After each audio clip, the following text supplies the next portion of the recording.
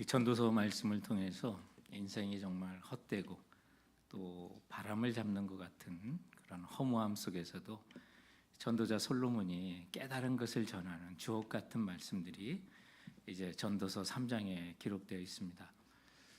지난 삶을 돌아보니까 정말 울 때도 있었고 또 슬퍼할 때가 있었고 또 가슴이 찢어질 때도 있었고 또 정말 잃을 때도 있는 수많은 시간들이 있었지만 돌아보니 호사다마라고 그것이 하나님께서 우리 인생을 아름답게 하는 때였다는 사실을 깨달으면서 솔로몬은 우리 3장을 통해서 삶의 주인이 누구신지를 명확히 이제 깨닫게 됩니다. 그래서 내 삶의 주인도 또 내 모든 시간의 주인도 하나님이시지 나는 아니구나라는 사실을 깨달았고 또 하나님께서 인생의 시종을 우리가 태어나는 날이 언제인지 알지 못하고 태어난 것처럼 또 우리가 죽을 날을 알지 못하는 시작과 마지막을 알지 못하게 하므로 우리 인생의 영원한 삶으로 안내하시는 분이 하나님이시고 또 우리의 유한한 삶에서 영혼을 사모하게 하사 영원한 생명을 얻도록 인도하신다는 사실을 그가 깨닫습니다. 그리고 나아가 우리의 삶의 의미를 또한 이 3장을 통해서 우리에게 알려줍니다.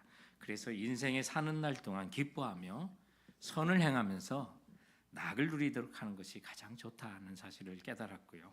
그러면서 우리의 삶의 목적은 이제 하나님을 경외하면서 그분을 예배하고 경배하며 영광 돌리는 삶을 살도록 우리 인생을 허락해 주셨다는 사실을 깨닫게 됩니다. 그리고 오늘 이제 3장의 후반절인 16절을 이해하를 통해서 그렇다면 우리가 이런 삶을 위하여 우리 남은 그런 때를 어떻게 사는 것이 지혜로운지를 우리에게 알려주고 있는데요. 오늘 저희들은 그 내용들을 우리가 하나둘씩 이제 살펴보고자 하는 것입니다.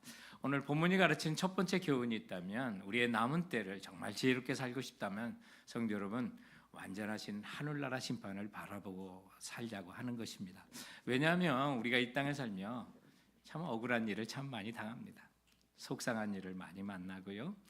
또는 내가 피해자라고 느끼는 일을 많이 경험하게 됩니다. 그것 때문에 상처가 되고 아픔이 돼서 한평생 그거에 묶여 살 수가 있게 되는 거죠.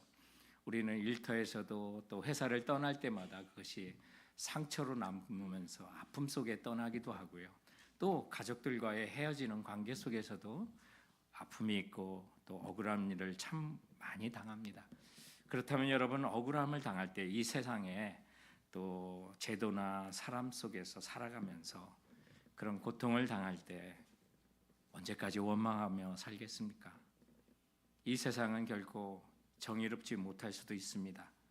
억울한 일을 많이 당할 수도 있다는 거예요. 그러나 그런 때일수록 공평하신 하나님 나라 그리고 완벽하신 하나님의 심판이 우리를 기다리고 있다는 사실을 바라보면서 그 모든 아픔으로부터 우리가 누워있지 말고 일어나 믿음의 경주를 계속해 나가야 한다는 것이죠. 그래서 오늘 본문에 보면 16절에 내가 또 해 아래서 보건대 재판하는 곳 거기에도 악이 있고 정의를 행하는 곳 거기에도 악이 있도다 라고 솔로몬은 말합니다. 얼마나 재판을 지혜롭게 한 사람인지 알 수 없습니다. 그런데 솔로몬도 그 재판하는 곳에 악이 있다고 인정합니다. 그리고 무엇보다도 정의로워야 될 그곳에도 악이 있음을 보게 된다고 말합니다. 그러나 불의와 이 불공정한 이 사회 속에서도 그는 하나님의 공의로운 심판을 바라봐야 한다는 것이죠. 우리 이 세상에 억울한 일을 많이 당합니다. 그 억울함을 해결해 줘야 될 재판의 현장이나 공의로워야 될 그 현장 속에서도 오히려 유전무죄, 무전유죄 같은 억울한 그런 일들을 많이 당하지만 그럼에도 불구하고 마지막 심판주로 오실 우리 주님께서 공의롭게 그리고 완벽하게 선악간에 우리를 심판하실 날이 있기 때문에 그 완전하신 하늘나라의 심판을 바라보고 사는 것이 우리의 남은 때를 지혜롭게 사는 것이라고 말씀합니다. 오늘 본문의 17절에 보면 내가 내 마음속으로 이르기를 의인과 악인을 하나님의 심판하시리니 이는 모든 소망하는 일과 모든 행사에 때가 있음이라 라고 말합니다. 아니 의인도 심판을 받나? 예, 심판을 받습니다. 그런데 의인들의 심판은 이제 신약 성경의 고린도전서에 보면 우리를 배마라고 하는 심판대로 인도하는데 의인들은 이르는 그 베마라고 하는 심판대는 그 로마 시대에 또 그리스 문명 시대에 올림픽을 하면 시상대를 말하는 심판대입니다.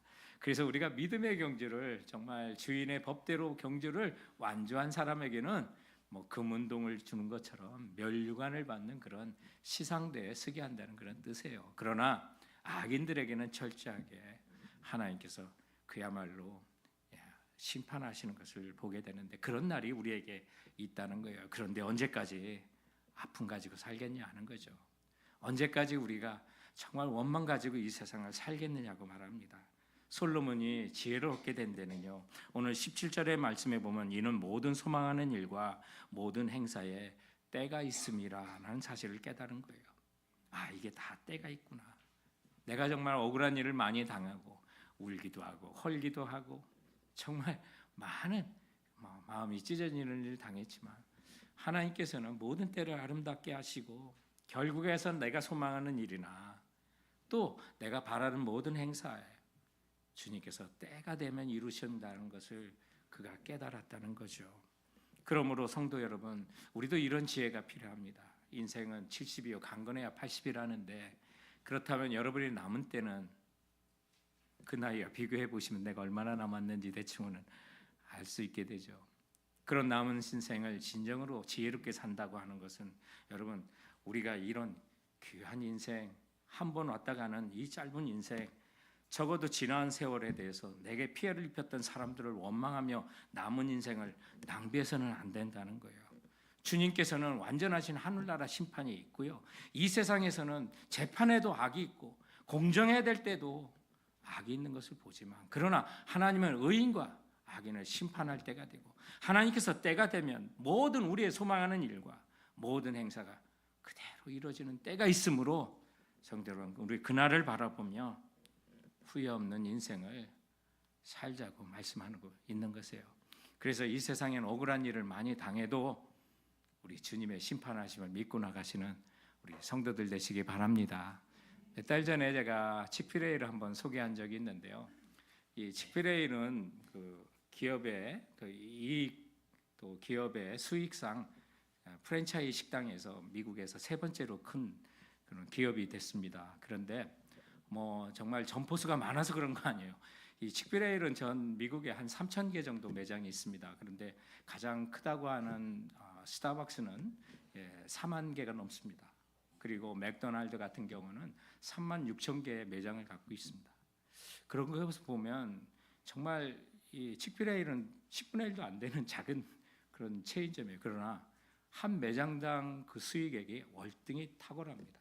다른 웬만한 거에 4배, 5배 정도 수익을 얻죠. 그렇다고 직원들이 돈을 더 받는 건 아닙니다. 그럼에도 불구하고 이 기업이 정말 잘 되는 건 믿음대로 살려고 하는 것 때문에 그래요. 그래서 정말로 그럼 시련이 없었냐? 얼마든지 이 시련이 있었죠. 우리 칙필레이를 세웠던 투렛 캐시라고 하는 이 분은요. 지금은 고인이 되셨지만 우리 침례교인님이십니다. 이 조지아주의 잔스버러 배프티스트 처치에 다니셨던 우리 교인이셨는데요. 이분께서는 1946년에 이제 어머니의 그 치킨 레시피를 본따서 드라프 그릴이라고 하는 식당을 이렇게 하게 되는데 그 동생하고 같이 이렇게 벤이라고 하는 동생하고 같이 기업을 식당을 하다가 뭐 24시간 뭐 열심히 일하다가 지쳐요. 몸이 아주 말이 안 될 정도로 이렇게 지치게 되는 그런 일이 있었고 또 엎친 데 겹친 격으로 동생이 이제 비행기 사고로 1949년에 사망하게 됩니다. 이런 죽음을 앞에 동생을 잃고 나서 이제 더 그 전에도 신앙은 좋았던 분이에요. 또 주일 성수하려고 하셨던 분인데 그런 이런 시련이 그를 더 단단하게 또 하게 되고요. 또 자신은 병이 나고 또 엎친 데 겹친 격으로 그 레스토랑이 불이 납니다. 완전히 쫄딱 망해야 되는 그런 상황이에요. 그러나 그런 시련 속에서도 다시 일어나게 되고 또 하나님께서 복을 주셔서 정말 잘 되는 기업으로 이끌어 주셨을 때 지난 2012년에 정말 이 트루엣 캐시 그 아들인 지금 회장을 맡고 있는 댄 캐시가 발표를 합니다. 동성애를 반대하는 거. 그리고 정말 이 칙필레이가 동성애 반대하는 그런 단체에 또 후원을 하는 것들이 알려지면서 큰 어려움을 당해요. 그가 어떤 얘기를 하냐면 동성 결혼은 인간의 오만한 행동입니다. 하나님의 심판을 불러일으킬 겁니다. 그 말을 할 때 어떤 파장이 있는 줄 알았을 거예요. 그러나 그의 마음속에 하나님의 심판이 있다는 것을 그는 믿음으로 고백을 한 거죠. 이것 때문에 매사추세츠나 또 보스턴에서는 치크필레이가 들어오지 못하도록 하는 것이 있었고, 또 보스턴 시장에서는 치크필레이가 우리 동네에 들어올 장소가 없다고 할 정도로 그런 반대가 있었어요. 엄청난 핍박이 있었어요. 그러나 이런 반대 속에 정말 2012년부터 놀라운 일이 발생하게 돼요. 비슷하게 이문을 내던 가게 속에서 다른 프랜차이즈 식당들이 2 내지 3% 성장할 때 이 치크필레이만 10% 이상의 성장을 10년 이상 해오고 있으면서 월등히 탁월함을 갖고 있는 것이에요. 그런 사실을 보면 사랑하는 성도 여러분, 우리 이 세상에 하나님 심판 바라보며 정직하게 산다면 하나님이 반드시 우리를 복을 주신다는 사실을 우리는 깨닫게 되는 거죠. 왜 그렇습니까? 우리가 정말 이 세상에 억울한 일을 당해도 우리를 대언하시고 변호하시는 살아계신 예수 그리스도가 계시기 때문에 그런 거예요. 그래서 요한일서 2장 1절에 보면 나의 자녀들아 내가 이것을 너에게 쓰면 너희로 죄를 범하지 않게 하려 함이라. 만일 누가 죄를 범하였어도 하나님 앞에서 우리에게는 대언자가 있으니 곧 의로우신 예수 그리스도시라. 믿음에 있는 자들은 하나님의 말씀대로 살아가고 세상 가운데 많은 억울한 일을 당한다 하더라도 주님께서 주신 그 믿음의 정도를 걸으며 순종의 종으로 주님 앞에 나간다면 우리에게는 대언자가 계시고 변호사가 계시는데 그분이 누구세요? 살아계신 의로우신 예수 그리스도께서 우리와 함께 하신다는 그런 표현을 이 말씀으로 우리에게 주시는 것입니다. 그러므로 사랑하는 성도 여러분, 언제까지 우리가 아픔 가지고 정말 주저앉아 있겠습니까? 세상 가운데 또 사랑 가운데 일터에서 또 비즈니스상에서 억울한 일 많이 당해도 그 마음에 담아두지 마세요. 하나님의 의로운 심판이 있고 완벽한 심판이 주님의 나라에 있다는 사실을 믿으시고 그 나라를 바라보고 사는 지혜로운 성도들 되시길 주님의 이름으로 축원드립니다. 오늘 말씀을 통해서 또한 우리 남은 때를 어떻게 지혜롭게 살까? 두 번째 주시는 그런 메시지가 있다면 하나님은 여러 시험을 통해서 우리를 하늘나라 백성으로 삼아 가십니다. 지금도 그 과정에 우리를 두시는 거예요. 그래서 끊임없이 시험하시고 연단 주셔서 그저 먹고 사는 일에 눈이 팔려 짐승처럼 우리 인생이 끝나지 않도록 주님께서는 우리에게 시험도 주시고 연단도 주셔서 우리의 생명의 주임이 주님이시구나라는 사실을 깨닫게 한다는 거죠. 오늘 본문 말씀에 보면 이런 말씀이 18절에 있습니다. 내가 내 마음속으로 이르기를 인생들의 일에 대하여 하나님이 그들을 시험하시리니 그들이 자기가 짐승과 다름이 없는 줄을 깨닫게 하려 하심이라 하였노라. 전도자는 하나님께서 우리를 시험하시는 목적이 있다고 말해요. 그것은 우리가 주 안에 깨어 살지 않으면 사실은 살아도 사는 것이 아니고 짐승과 다를 바함이 없구나라는 것을 깨닫게 하시려고 시험도 주신다는 거예요. 사람이 되는 것은 깨닫는 데 있지 않습니까? 만일 우리가 깨닫지 못하고 멸망으로 달려가는 일에 그대로 우리가 돌아서키지 아니고 산다면 짐승과 다를 바가 없다는 거예요. 그런데 우리가 그 사실을 깨닫지 못하고 육체의 정욕과 또 우리 마음의 욕심대로 한 세상을 살다가 마지막 죽음을 당한다면 오늘 본문 19절에 보면 인생이 당하는 일을 짐승도 당하나니 그들이 당하는 일이 일반이라 다 동일한 호흡이 있어서 짐승이 죽음같이 사람도 죽으니 사람이 짐승보다 뛰어남이 없으면 모든 것이 헛되미로다라고 말합니다. 인간과 짐승의 공통점이 있어요. 생명을 가지고 있다는 거죠. 숨을 쉬고 살아요. 먹어야 산다는 거예요. 그런데 인간과 짐승의 이런 모든 것이 공통적으로 마지막에 임하는 것이 있다는 거예요. 그게 뭐예요? 죽음이라는 거죠. 모두가 죽게 된다는 거예요. 사람도 짐승도 다 나서 결국 죽는다. 이런 점에서 사람이나 또 짐승이나 사람이 짐승보다 뛰어난 점은 없는 거예요. 그러나 사람과 짐승이 구별되는 게 있어요. 그게 뭐예요?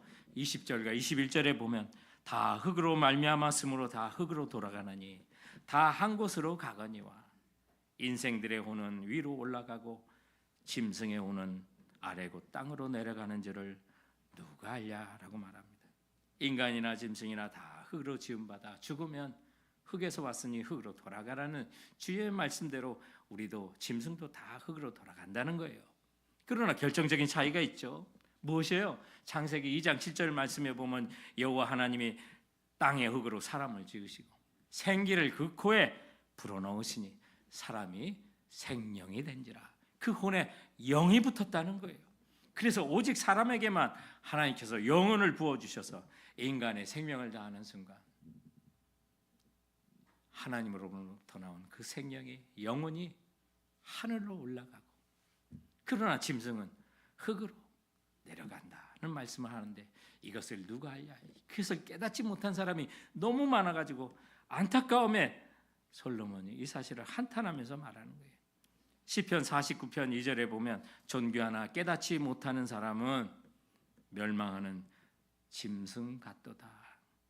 그래서 우리가 이 사실을 깨달아야 되는데, 우리 죽은 후에 하나님 나라에 들어갈 준비를 하고 그런 우리가 그 나라를 준비하는 우리 남은 인생을 사는 지혜가 있어야 되는데 그렇지 못하고 우리 인생이 짐승같이 끝날 수가 있는 그 가능성이 있다는 거예요. 어떻게 해요? 정욕대로 살다가, 자기만을 위해 살다가, 눈앞에 있는 이익만 살다가, 동물적인 욕구만을 채우면서 쾌락만을 위해서 쫓아보면 짐승이나 사람이나 매 한 가지다 라고 말하는 거죠.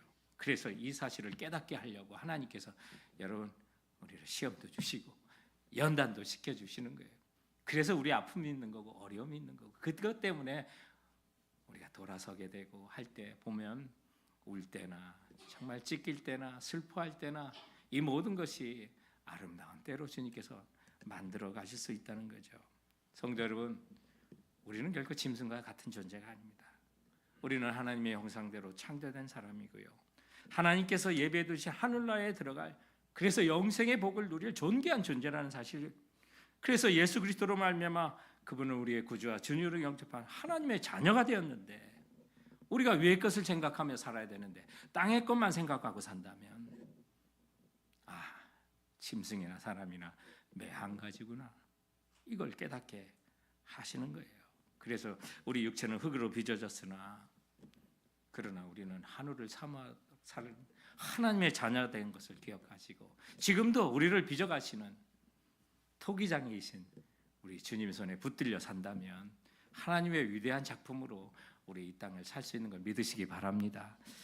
짐승이나 사람이나 흙으로 다 만들었다는 생각을 보니까, 제가 책에서 읽은 내용들을 보니까 로마서 9장 21절에 하나님은 토기장이로 말하고 우리는 진흙이라고 하는 표현이 있잖아요. 그래서 토기장이가 하나는 귀 있을 것으로 하나는 천이 있을 것으로 만드나니, 로마서 9장 22절에 보면 만일 하나님이 그의 진노를 보이시고 그의 능력을 알게 하사 멸하기로 준비된 진노의 그릇에게는 오래 참으시지만 또한 영광 받으시기로 예비하신 바 긍휼의 그릇도 있다고 그래서요, 우리 모두가 하나님께 그릇으로 빚어가는데 우리를 긍휼의 그릇으로 자꾸 빚어가시는 거예요. 주님의 작품으로, 주님의 긍휼로 계속 우리 덧입혀 주시는 거예요. 그런데 책 읽은 가운데 이 도자기를 만드는 도공의 흙에 대한 그런 내용이 있어요. 그 내용을 읽어드리면 다음 같은 거예요. 도자기를 만들 때 도공이 진흙 한 덩이를 가지고 제일 먼저 하는 일이 뭡니까? 넓은 판에 맺히는 것입니다. 흙의 입장에서는 도공에게 선택받아 야, 이제 멋진 그릇이 되겠구나 했는데 오자마자 맺혀지는 것입니다. 밟고 으깨고 주무르고 때리고, 흙의 입장에서는 이렇게 맺혀지다 내 인생 끝나겠구나 싶은데 그때쯤 그 무서운 손이 부드럽게 바뀝니다. 갑자기 빙글빙글 돌리기 시작하더니 부드럽게 만져주시고 그릇을 만들어가기 시작합니다. 그 손의 감촉이 얼마나 좋은지 모릅니다. 그래서 내 인생이 이제 편안히 그분의 손 안에 행복하겠구나 싶었는데 갑자기 불가마에 집어넣습니다.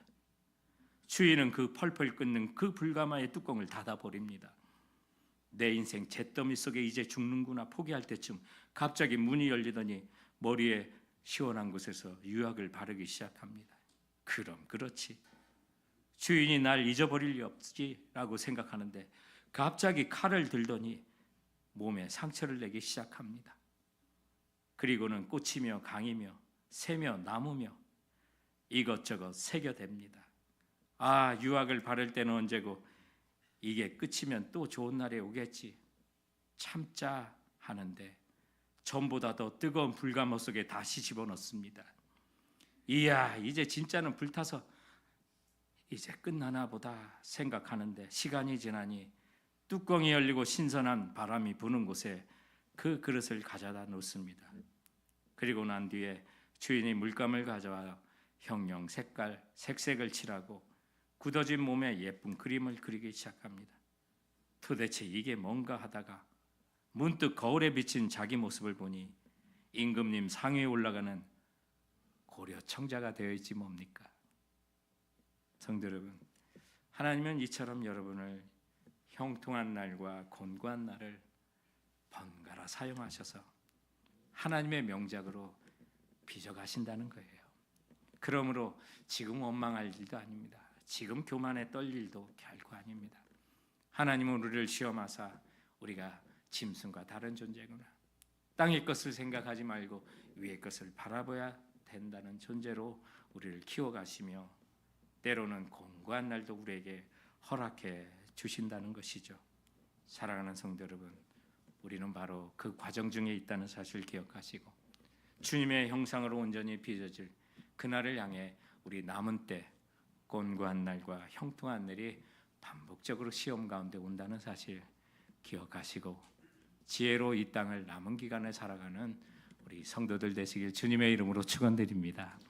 오늘 말씀을 통해서 또한 우리가 주님이 주시는 남은 때를 살아가는 지혜로는 주님 부르신 바대로 즐겁게 일합시다 라고 하는 거예요.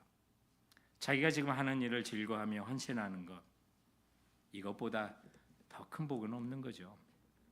우리는 아마 가정을 제외하면 가장 많은 시간을 일터에서 살 겁니다. 그런데 그렇게 많은 시간을 보내는 일터에서 마지못해서 억지로 한다면 결코 복이 아닐 거죠. 그런데 우리가 가장 많은 시간을 보내고 또 돈을 벌어야 하는 그 직장에서 내가 정말 즐거워하고 헌신하고 일한다면 이거보다 더 큰 복이 없다는 사실을 솔로몬은 깨닫게 됩니다.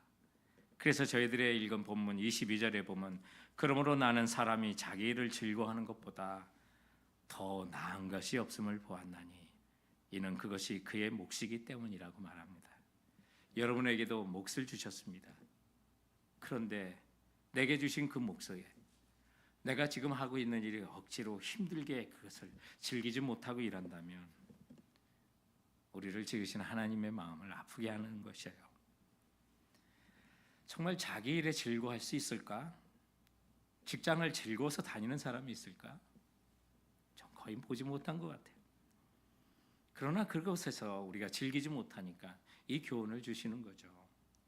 정말 한번 지나가면 아, 내가 그렇게 일할 수 있는 것도 복이었다.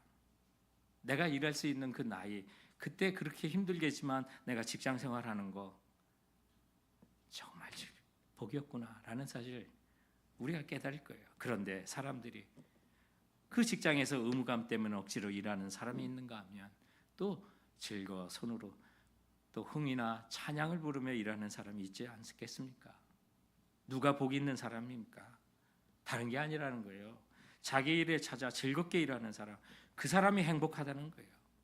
그래서 우리 직업이요, 하나님이 우리에게 소명을 주신 그 장소라는 사실 우리가 기억해야 됩니다. 영어로 직업을 뜻하는 그런 영어 단어가 많이 있어요. 가장 흔한 게 우리 잡이라고 하는 말 쓰잖아요. 그런가 보면 occupation이나 professional 이런 표현들은 프로페션 같은 그런 것은 어떤 전문 훈련을 받은 직업을 표현할 때 쓰는 말이기도 해요. 근데 우리 그리스도인들에게 오늘 본문을 놓고 보면 정말 어울리는 단어가 있는데 그게 vocation이라고 하는 그런 단어예요. 근데 이 vocation이라고 하는 단어가 여러분 우리가 즐기고 휴가 보낸다는 vacation하고 한 글자만 다른 거 아십니까?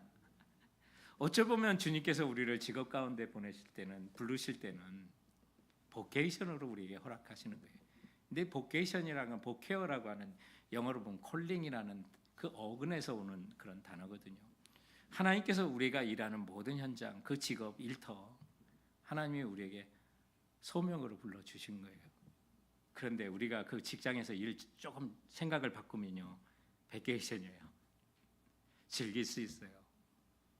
정말 그걸 통해서 내가 물질을 갖고 가족을 봉양하고 또 그 물질 갖고 먹고 살고, 이것이 정말 좋은 일임을 깨달았다고 하는 솔로몬의 고백처럼 내가 이렇게 일해서 내 가족을 봉양할 수 있고 우리 가족이 먹고 살 수 있고 또 남은 것으로 이웃을 베풀 수 있는 거, 하나님 너무 감사합니다. 이런 즐거운 마음을 가진다면 여러분, 그 베케이션이 되는 거예요. 그러므로 우리가 하는 일에 정말 일터에서 즐겨보시기 바랍니다.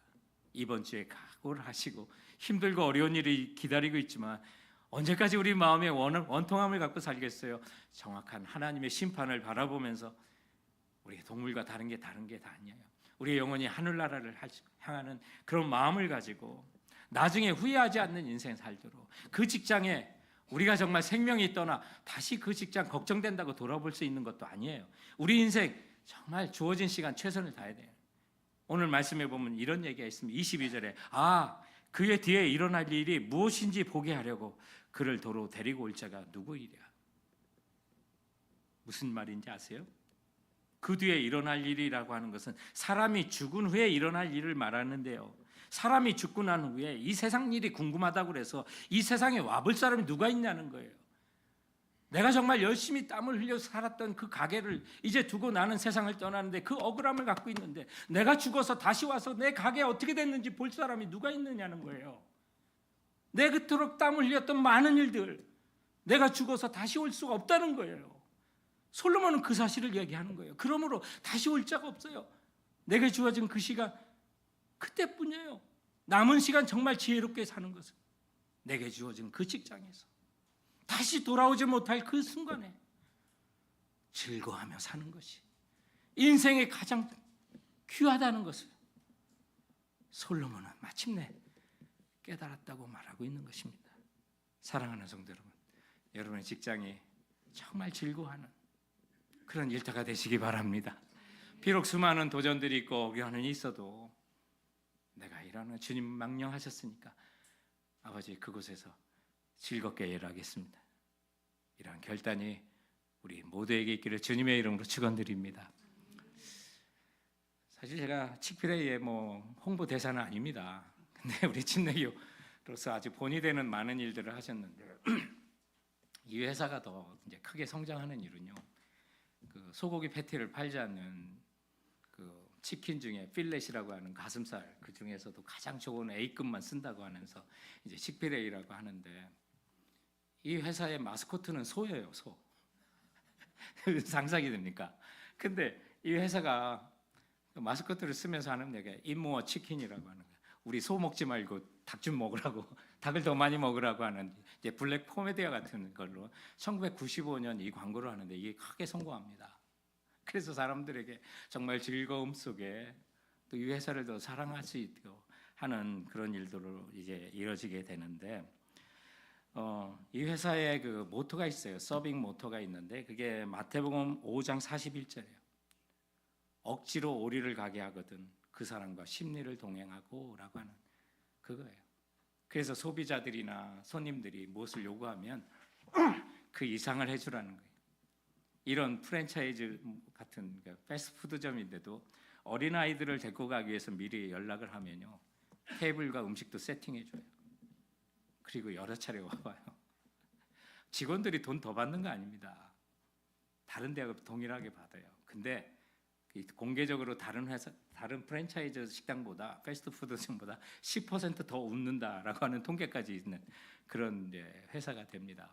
그런데 이 칙필레이는요, 새로운 매장을 이렇게 오픈할 때 1년에 한 80개 매장을 하는데 6만 명 이상이 이제 점주가 되겠다고 몰려요. 그러나 가족 기업이라고 하는 아이덴티티는 잃지 않으려고 해요. 그 이유 중에 하나가 공개로 기업을 공개하지 않냐고, 그 모든 이익금을 선교와 구제로 사용하기 위한 가정의 그 어떤 각오가 있기 때문에 그런 거예요. 근데 칙필레이가 1년에 80개 매장을 이렇게 오픈하게 되는데, 이 매장이 오픈할 때 처음으로 입장하는 100명의 손님에게는요 1년 동안 먹는 치킨 쿠폰을 줘요. 물론 이제 매일 아니에요. 일주일에 한 번씩 해서 52개를 먹을 수 있는 하는데, 그걸 받으려고요 이 오픈하는 칙필레이는 전날 밤부터 텐트 행렬이 이어지는 어떤 진풍경을 가졌습니다. 그거 재밌는 거죠. 네. 그만큼 너무 손님들을 만족시키려고 노력을 하는 건데요. 그런데 이것이 진정으로 우리가 배울 게 지금은 이제 투렛 캐시 이제 고인께서 이제 소천하셨고 또 아들인 이제 댄이 이제 회장이 되시고 또 손자인 앤드류 캐티가 이제 CEO가 되는데요. 정말 철저하게 신앙 속에서 믿음 생활을 하려고 하고 하는 그런 가정입니다. 특히 이제 아내와 함께 지금 두 딸이 사진 속에 여러 번 있는데 왼쪽에 있는 딸이 투루디라고 하는 그 딸이에요. 그런데 이 투루디가 아버지 비서하고 눈이 맞아가지고 결혼합니다. 그래서 아버지 비서하고 이게 만나서 이제 결혼해가지고 어디로 가냐면 브라질로 가는데 우리 남침내교 선교교관 IMB 선교사로 브라질 선교사로 파송을 받습니다. 그래서 한동안 브라질 선교를 하다가 본부로 이제 발령을 받아서 1996년부터 2003년까지 이 잔 와이트 그 남편이요 사위가 우리 IMB 선교부 부총재를 합니다. 그래서 철저하게 이렇게 믿음의 가정을 이제 일구게 되는데 이 가정이 그 가졌던 어떤 밸류, 사명 의식이 회사에도 그대로 반영이 돼서 이 corporate purpose라고 하는 our culture and value라고도 이렇게 부르는데 거기에 보면 회사 본사 가면 이게 이제 정문에 비석으로 크게 있어요. 그래서 그 내용을 보면 우리에게 맡겨진 모든 것을 충실히 관리하여 하나님께 영광을 돌리고 치필레이와 접촉하는 모든 사람에게 긍정적인 영향을 미치는 것입니다. 라고 하는 비전 스테이트먼트를 보여주고 있어요. 성도 여러분, 우리 남은 인생 길지 않습니다. 언제까지 우리가 원망하며 살겠습니까? 주님의 공평하신 심판이 있다는 사실을 기억하시고 지금도 우리를 빚어가시는 주님의 심오함에 우리가 있다는 사실을 기억하시고 여러분의 일터에서 좀 즐겁게 일하시기 바랍니다. 주님의 명령입니다. 우리 남은 때를 즐겁게 일하면서 우리의 신앙으로 인하여 긍정적인 영향을 여러분 주위에 펼쳐나가시는 성도가 되시길 주님의 이름으로 축원드립니다. 눈을 감고 우리 함께 기도했으면 합니다.